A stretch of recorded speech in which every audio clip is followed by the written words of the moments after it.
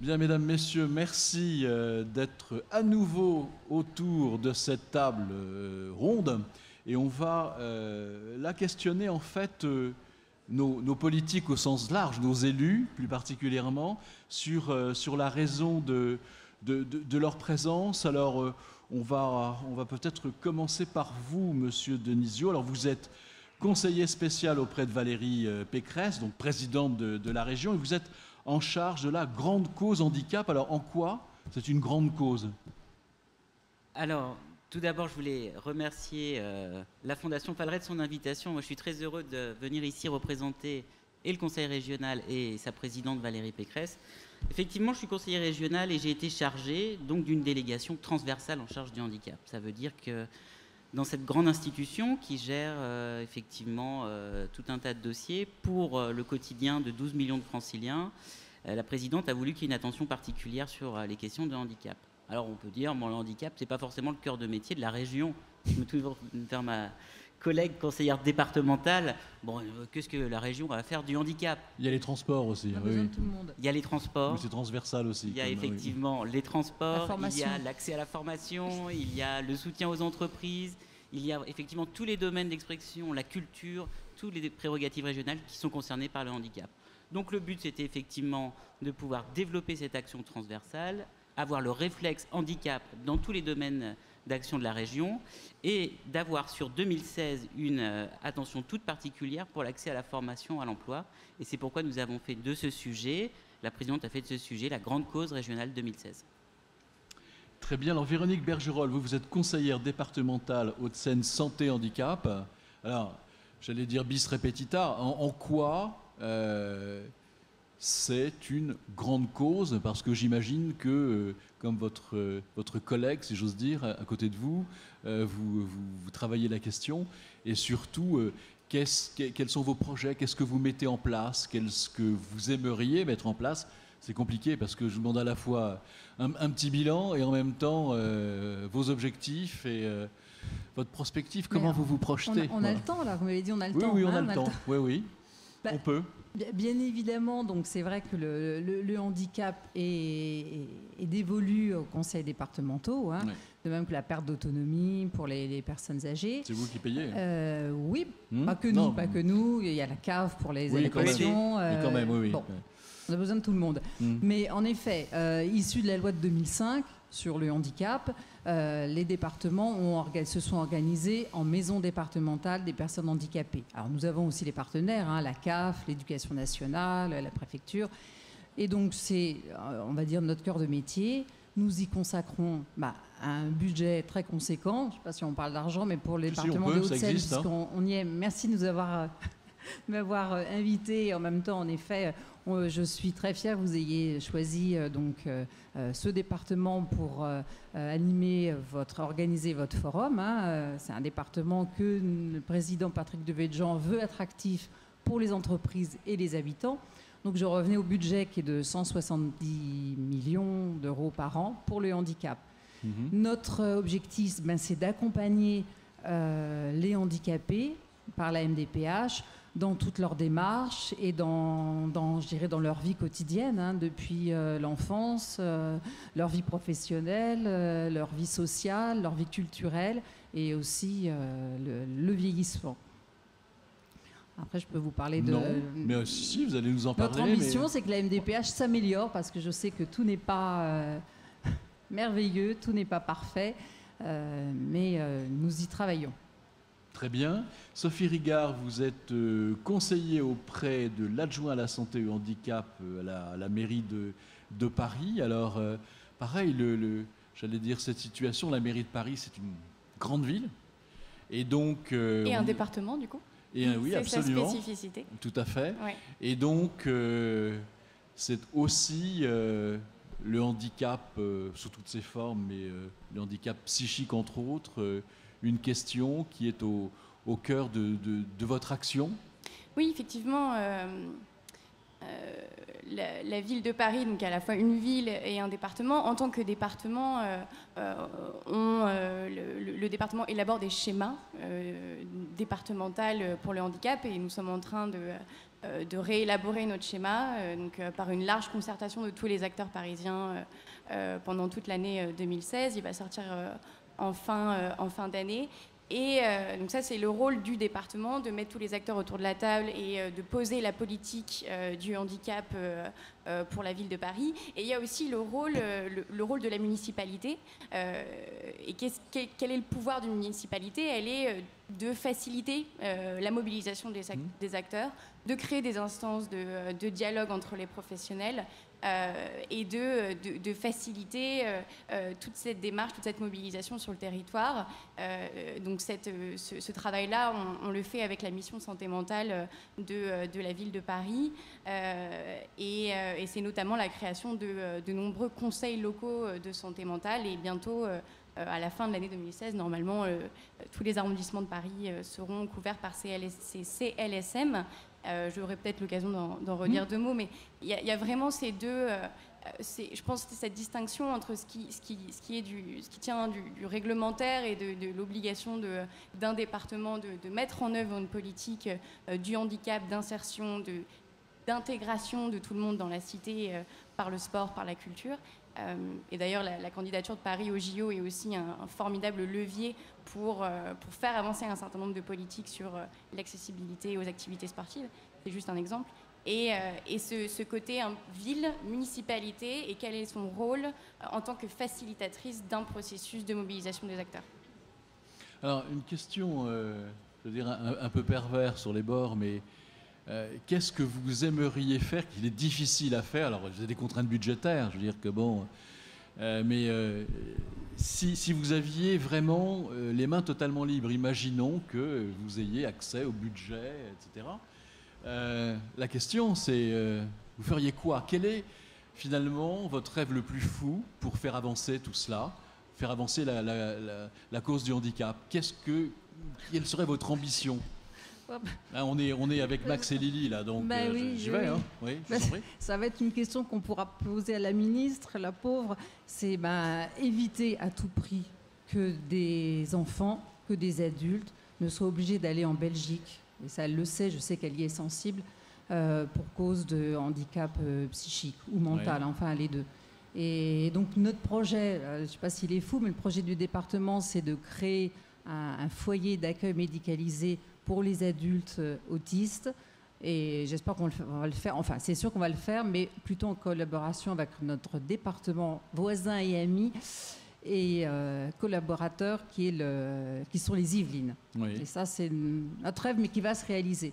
Et pour le reste, on a fait plus de place pour les personnes qui ne peuvent pas rester chez elles.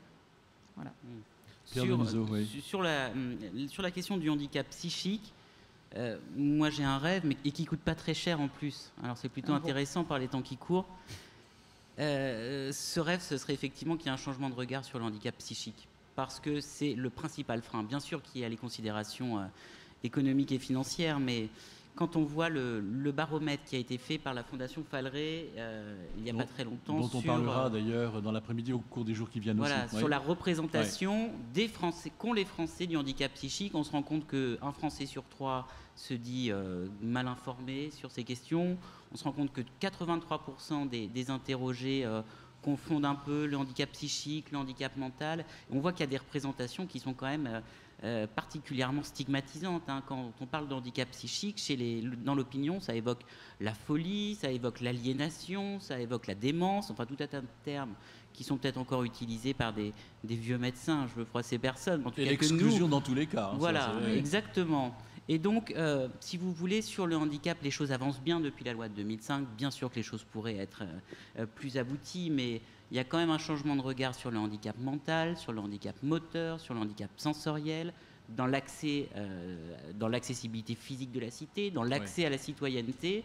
Et bon, on n'a pas ce niveau d'avancement au niveau du handicap psychique. Alors déjà, en France, on est en retard sur le handicap en général, mais je dirais qu'avec le handicap psychique, on a du retard dans le retard. Je ne sais pas si vous me suivez, mais du retard dans le retard.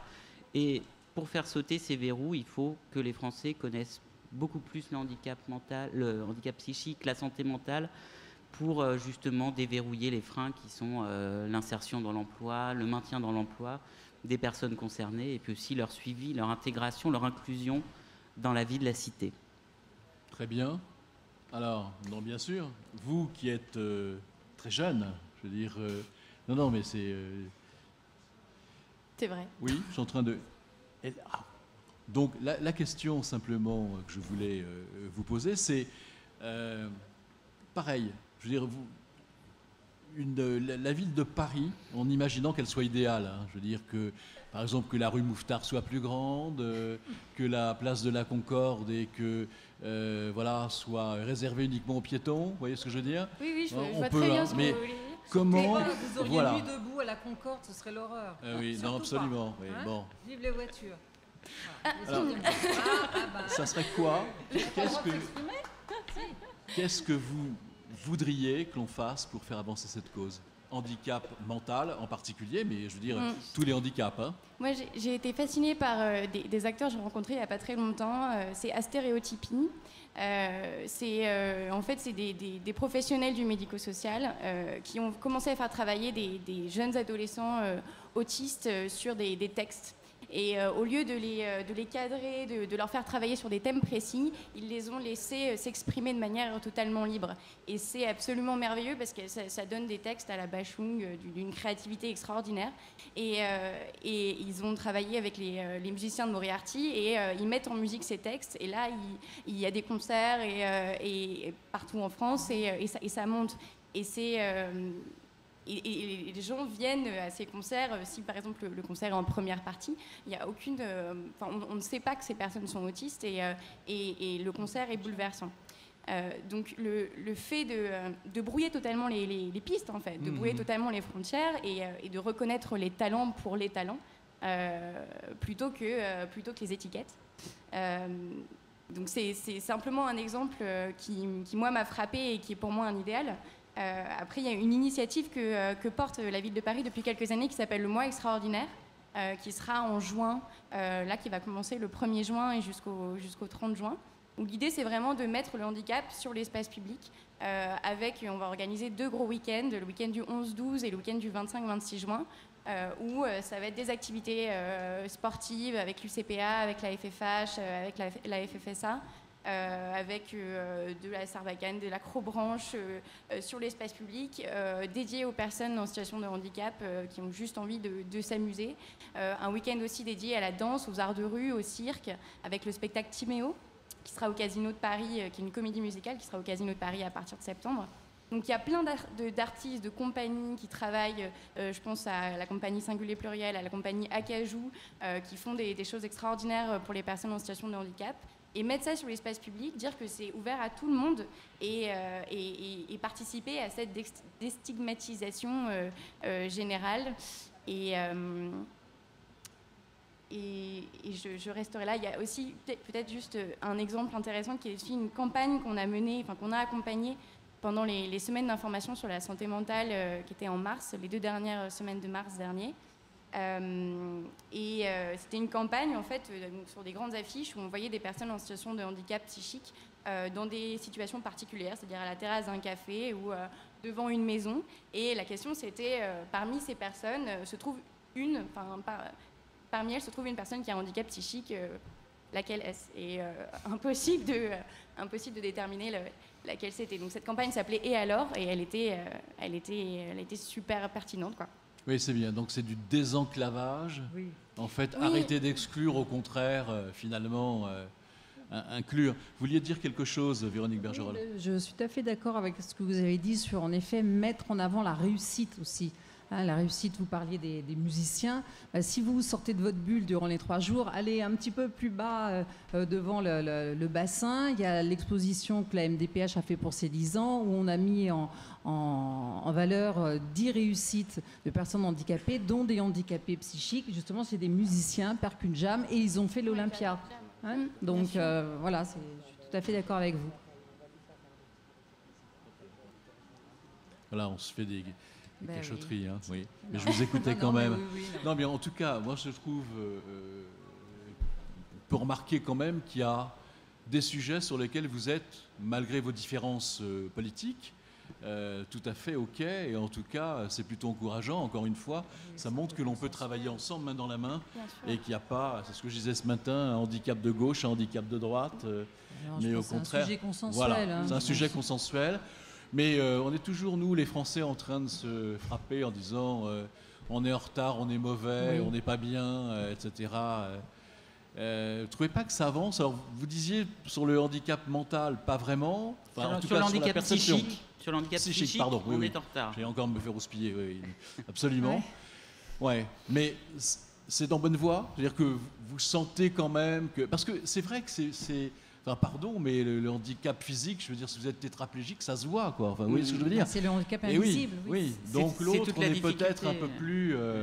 Il n'y a pas encore forcément cette culture. Donc, tout à l'heure, on parlait du baromètre. Donc, il y a déjà cette difficulté de connaissance dans l'opinion, mais aussi dans la classe politique, je pense, et aussi dans les différents services. On a du mal à appréhender ce handicap invisible, ce handicap psychique, parce que la schizophrénie, on ne le considère pas forcément comme une maladie en part entière, mais on l'utilise bien souvent, y compris parfois dans nos assemblées, comme une insulte, quelque chose de péjoratif. T'es schizo. Toi, t'es schizo, t'es parano, t'es psychorigide. Donc, il y a aussi au niveau politique, je pense, à tous les échelons, aussi bien au niveau communal qu'à l'échelon parlementaire, un effort à faire de la classe politique pour mieux comprendre ça. Alors, je pense quand même que l'échelon communal, lui, a vraiment pris en compte cette dimension de santé mentale dans la vie de la cité, parce que tout le monde a conscience que dans nos grandes villes où les gens peuvent se sentir un petit peu désindividualisés, isolés, il y a cette nécessité quand même de faire attention aux plus fragiles, et notamment sur le plan psychique, hein.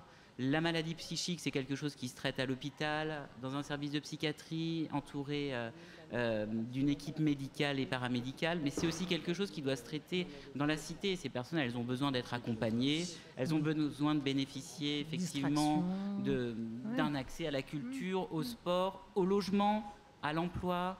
Elles ont besoin effectivement de cette attention particulière des conseils locaux de santé mentale pour que les partenaires se parlent.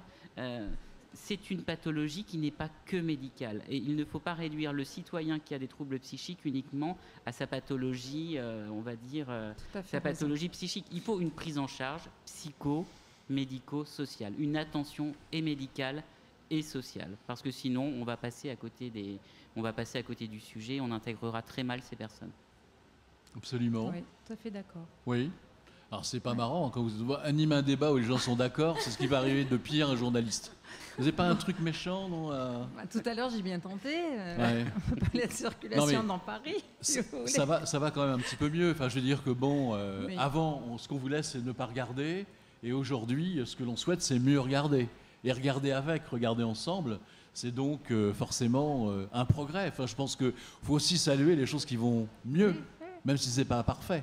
Mais en tout cas, des manifestations comme celle-ci sont là pour justement faire en sorte que... C'est grâce aux associations aussi. Hein. Les associations ont beaucoup œuvré pour ouvrir les yeux de tout le monde, hein, les habitants, les instances, les autorités, oui. Sophie, là, dans ce que vous citiez, tout ce programme pour faire en sorte qu'il n'y ait pas d'isolement, en quelque sorte, des handicapés, et que finalement, voilà... moi j'ai rencontré une association que je trouvais très intéressante, parce qu'en fait, alors c'est un handicap physique, c'est quelqu'un très actif, pilote, etc., grand sportif, qui a un accident de voiture et il devient tétraplégique. Et il a profité de sa célébrité relative, mais célébrité quand même, et puis surtout de ses amis, de son carnet d'adresses, pour faire avancer le schmilblick, comme on dit, mais d'une manière très intelligente. C'est-à-dire que plutôt que de stigmatiser les commerçants qui ne sont pas équipés, parce que c'est pas marrant, enfin, je veux dire que chacun essaie, mais il y a aussi des budgets, il y a aussi des...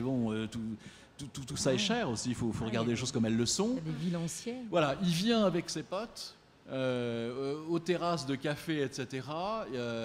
Il collecte des fonds, et collectant les fonds, il les offre aux commerçants, en disant, vous voyez, quand même, on s'est bien marré ce soir, et moi, mes copains handicapés et moi, on a envie aussi de se marrer, donc voilà telle somme, on revient, etc.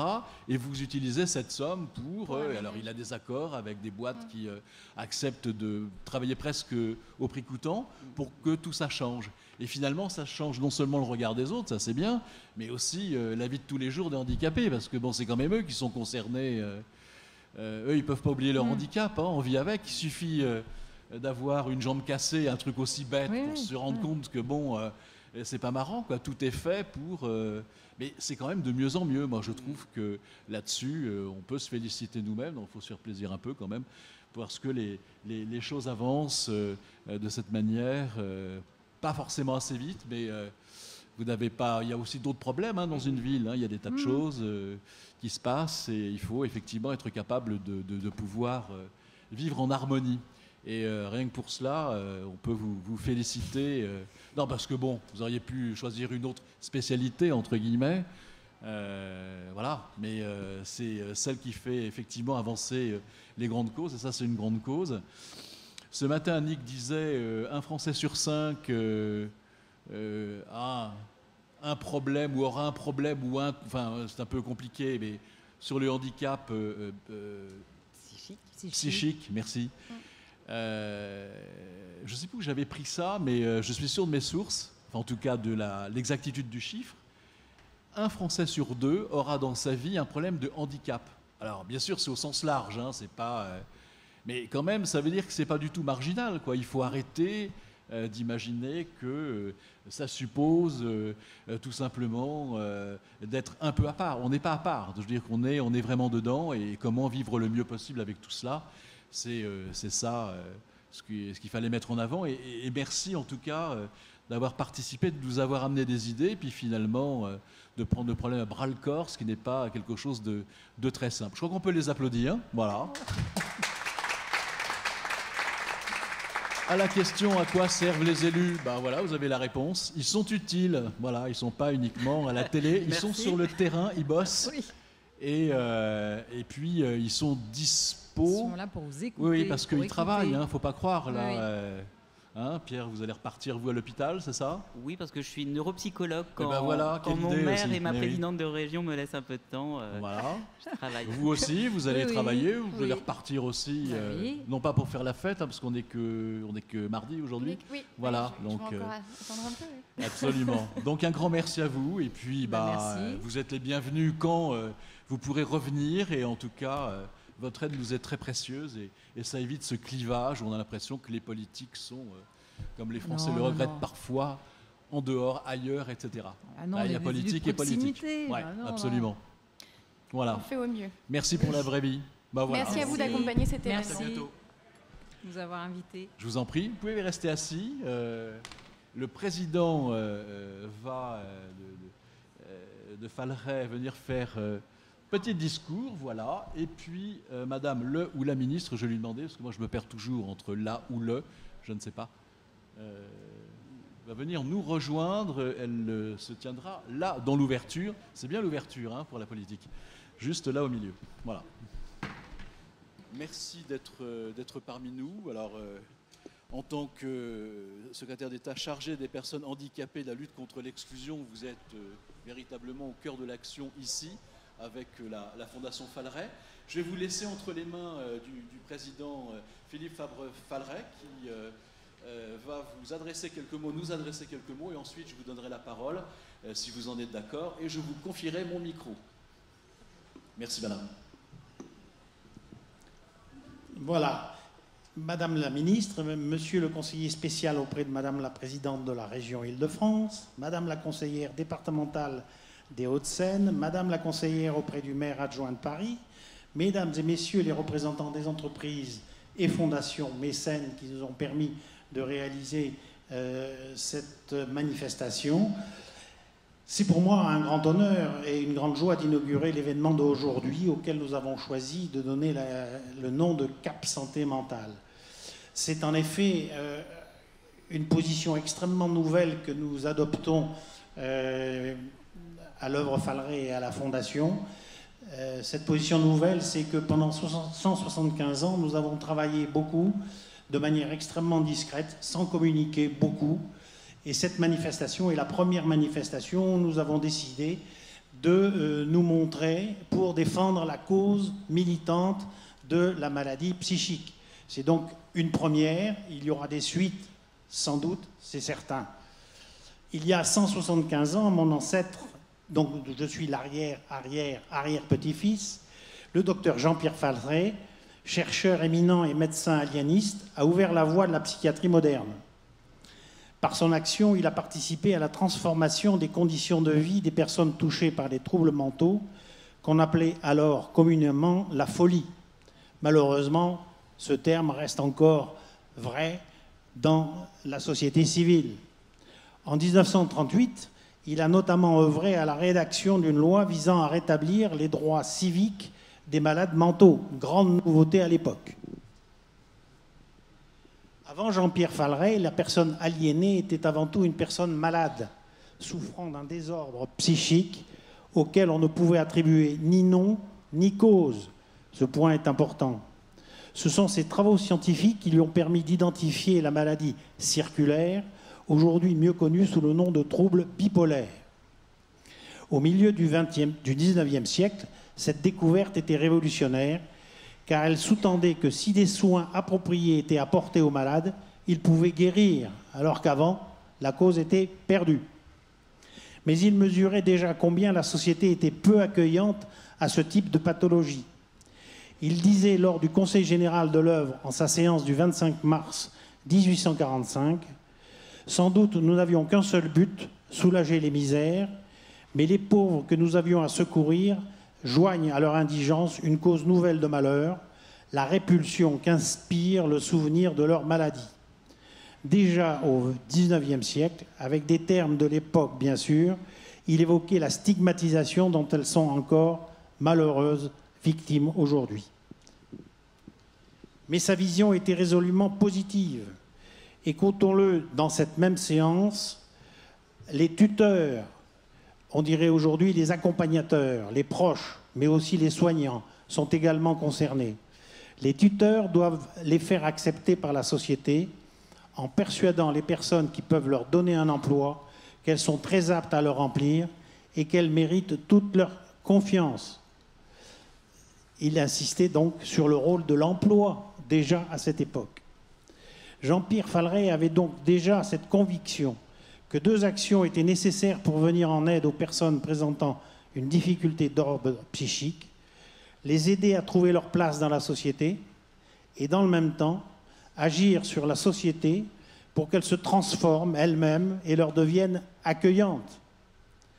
Ayant moi-même été chef d'entreprise, j'ai pu mesurer l'importance et la fréquence des troubles psychosociaux en entreprise et donc la pertinence et l'actualité du message de notre fondateur. C'est donc toujours sur ce message de notre fondateur que l'œuvre Falret et la Fondation Falret agissent aujourd'hui. Cette vision d'avance, aujourd'hui, Falret la perpétue donc.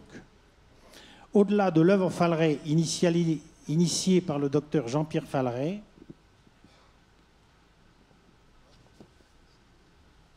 qui agit en pratique avec plus de 30 établissements, je rappelle qu'en l'an 2000, il n'y en avait que 2, ce qui veut dire que même par les temps difficiles, avec de l'énergie, avec un peu d'intelligence, on arrive à faire des choses, que le monde n'est pas bloqué par quoi qu'est-ce, on peut y arriver.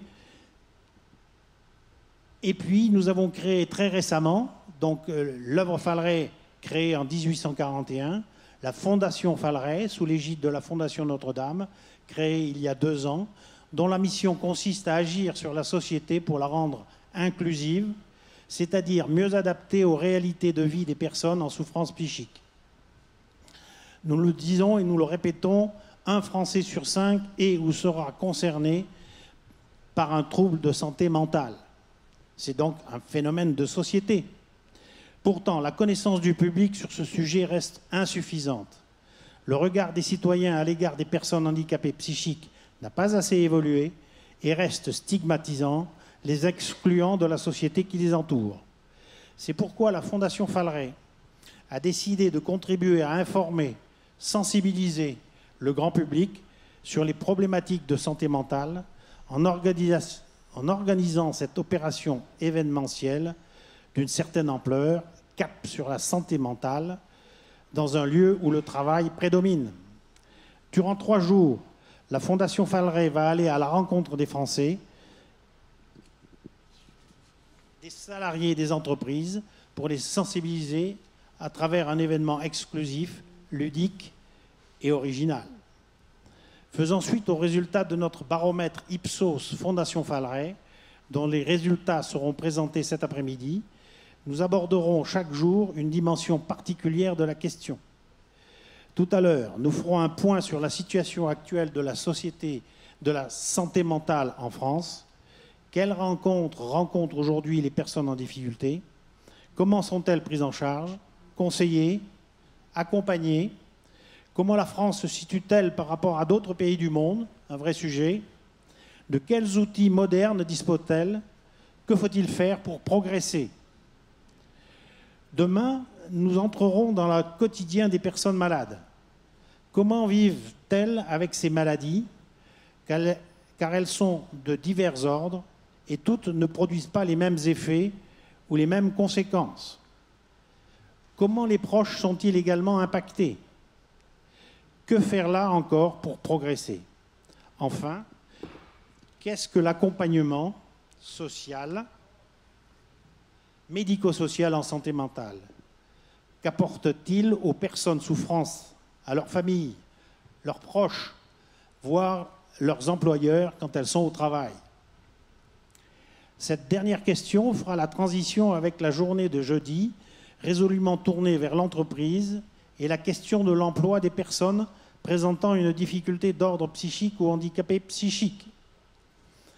Après un rapide état des lieux, des témoins parleront de leur expérience respective, échecs, succès, et réfléchiront aux moyens de faire progresser l'inclusion professionnelle des personnes en difficulté. Enfin, chaque fin de journée, des grands témoins se feront l'écho de ce qu'ils ont retenu, appris ou entendu tout au long de chacune de ces journées. En ce qui me concerne, de la conférence de ce matin, j'ai retenu plein de choses, notamment la relation avec des personnes en souffrance psychique apporte plus de joie que de difficultés et doivent être développées. C'est le témoignage de Marie-Julie Beaupe qui est dans sa relation avec les autres acteurs, mais c'est vrai pour tout le monde.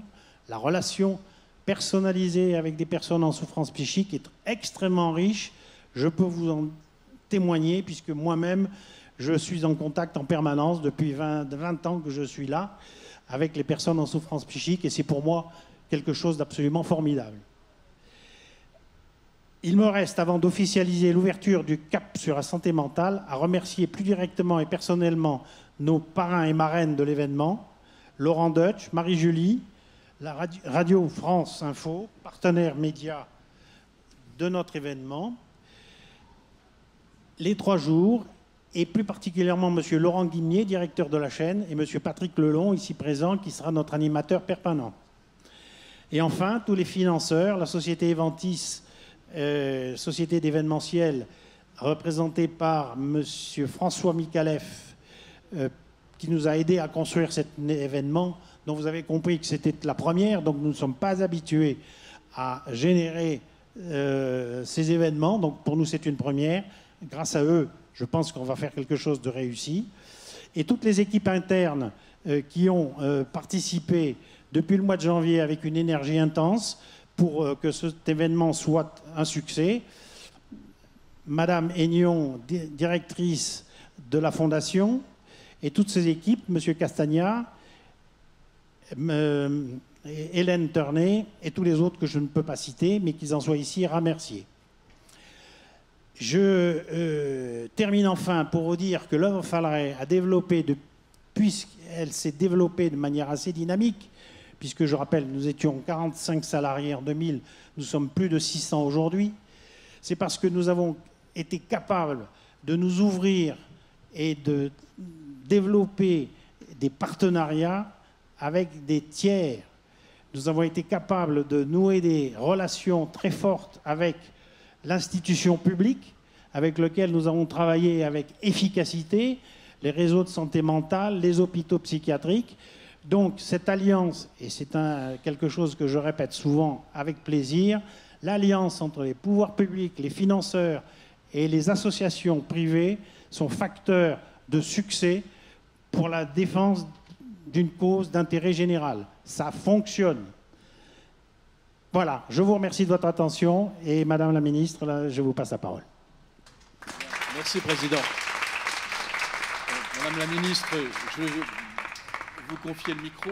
Simplement, le Président disait que les Français ne semblent pas assez informés sur ce qu'est le handicap. Vous m'entendez bien ou non, là? Ça va mieux?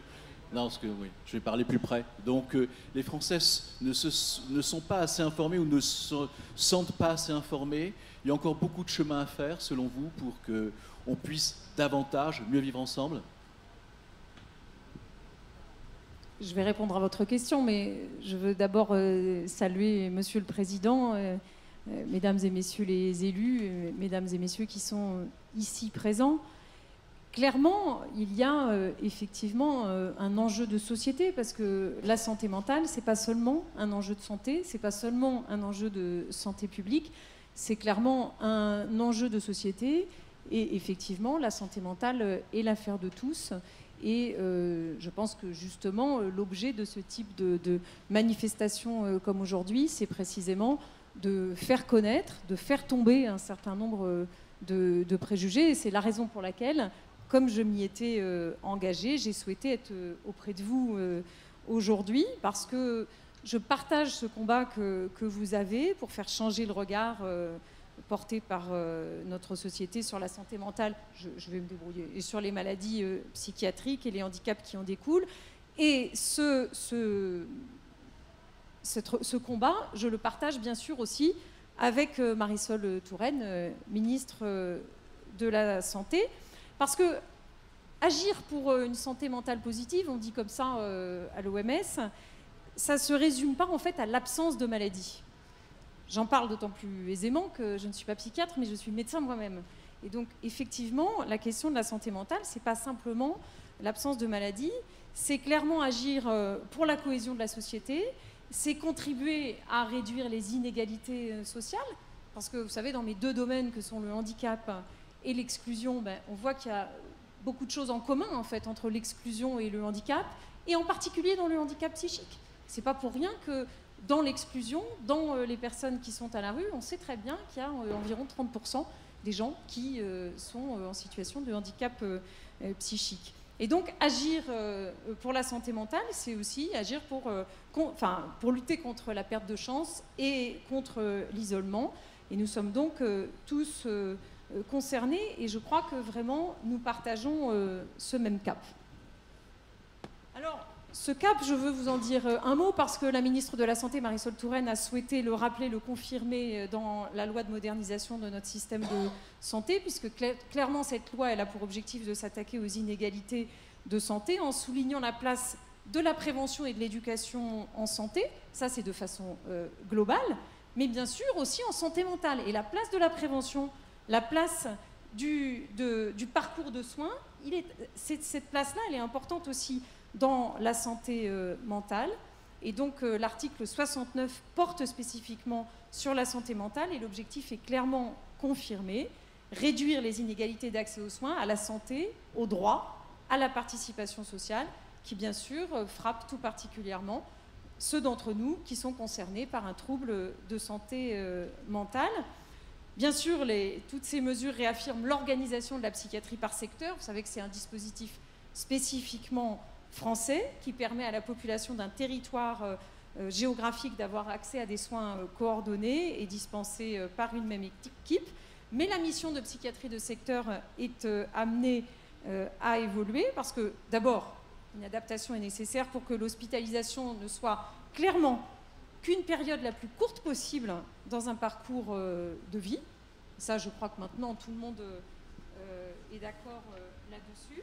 Mais cela implique de développer une offre de services au-delà, bien sûr, de l'hospitalisation. Et vous en parliez, Monsieur le Président, une offre de services diversifiée, basée sur l'ambulatoire, sur la proximité, à partir du lieu de vie des personnes, en fait, qui correspondent aux besoins des personnes.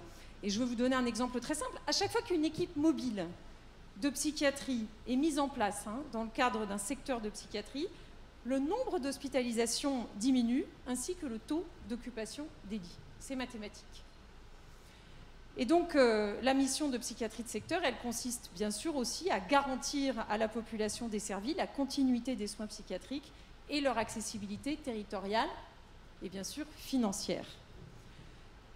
Alors, je le redis, la santé mentale, elle est l'affaire de tous, et c'est donc l'objectif du projet territorial de santé mentale d'ouvrir sur une plus grande participation des habitants, mais aussi des élus, bien sûr de ce qu'on appelle les usagers, même si j'aime pas beaucoup ce mot-là, et de leurs familles, ainsi que bien sûr tous les acteurs qui interviennent dans la santé mentale.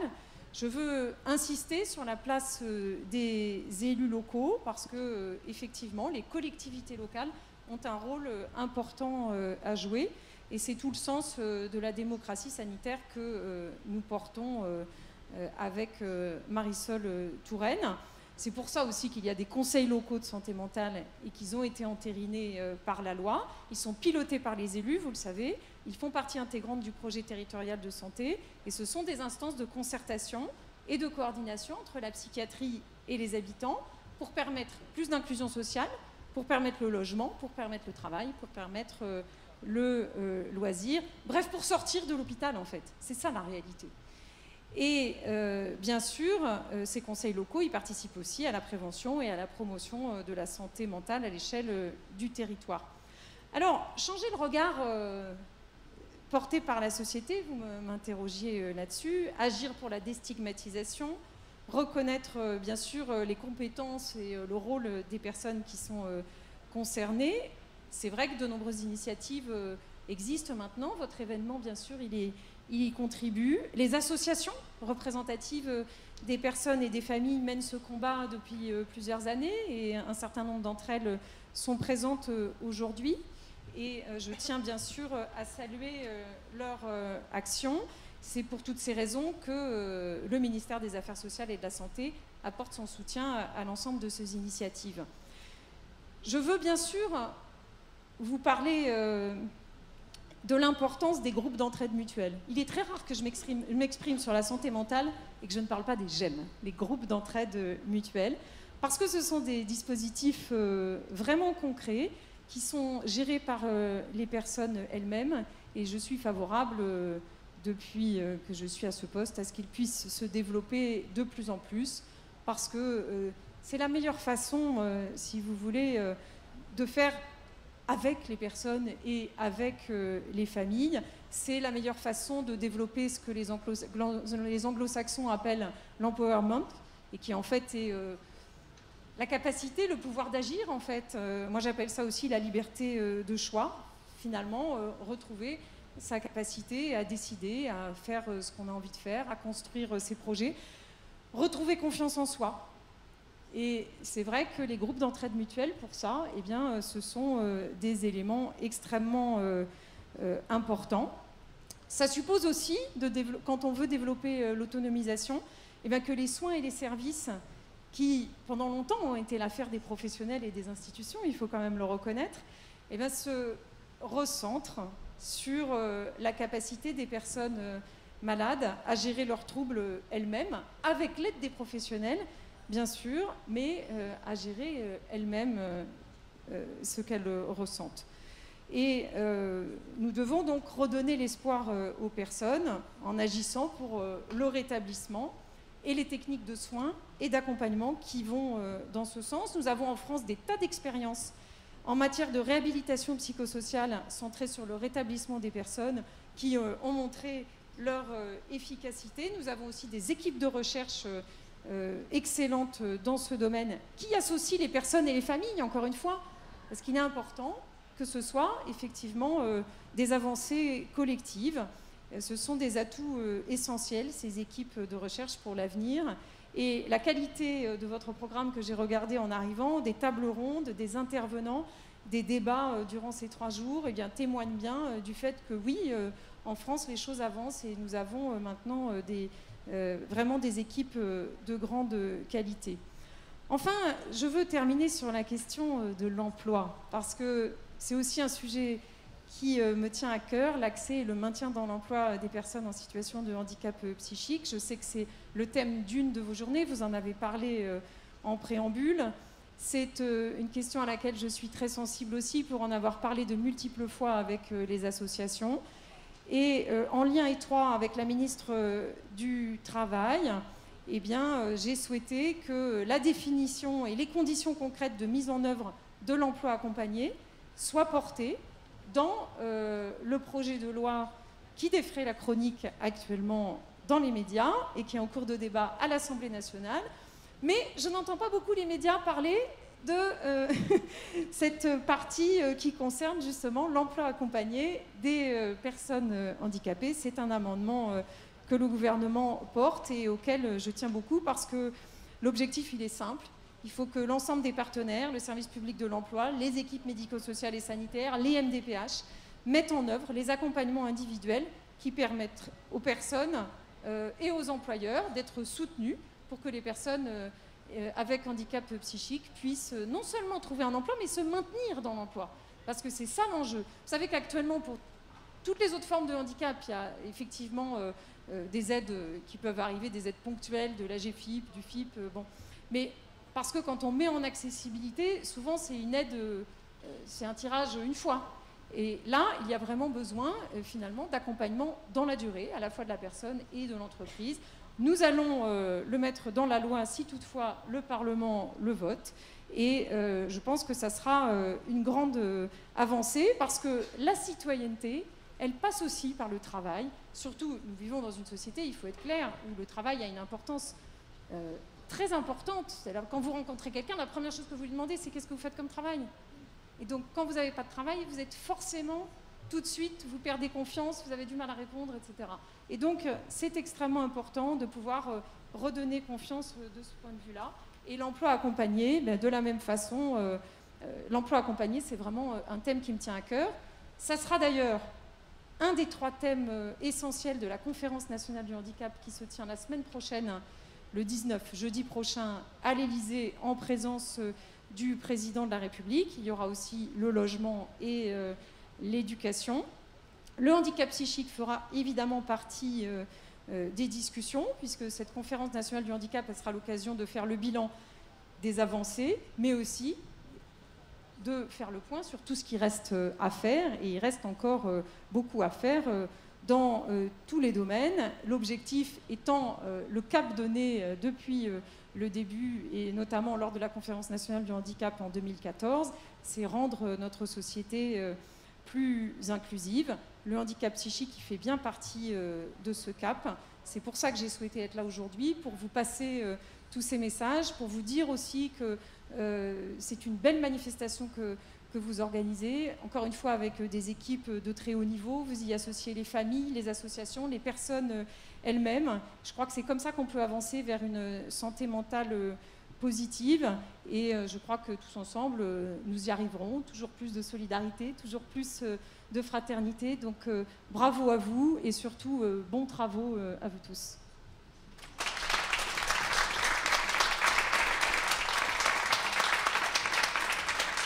Merci Madame la Ministre pour ce point à la fois sur l'action qui est menée, sur les prochains rendez-vous, et la presse en parlera. Ça peut vous rassurer. Merci en tout cas. Président, je vous repasse la parole. Faire connaître la population. Bien sûr. Non, mais il se passe tellement de choses. Mais vous avez raison, et c'est sûr qu'il y a de notre côté peut-être petite déficience du fait qu'il y a cette espèce de, on en parlait ce matin, de course à l'émotion, et avec tout ce qui se passe dans le monde, bien évidemment, on a quelquefois dans les choix qui sont faits, qui ne dépendent pas des journalistes, mais qui dépendent beaucoup plus de l'actualité, des préoccupations, voilà. Mais en tout cas, c'est fondamental, et vous avez parfaitement raison. Ça concerne tout le monde. Absolument, tout à fait. Je vous en remercie en tout cas de l'avoir rappelé.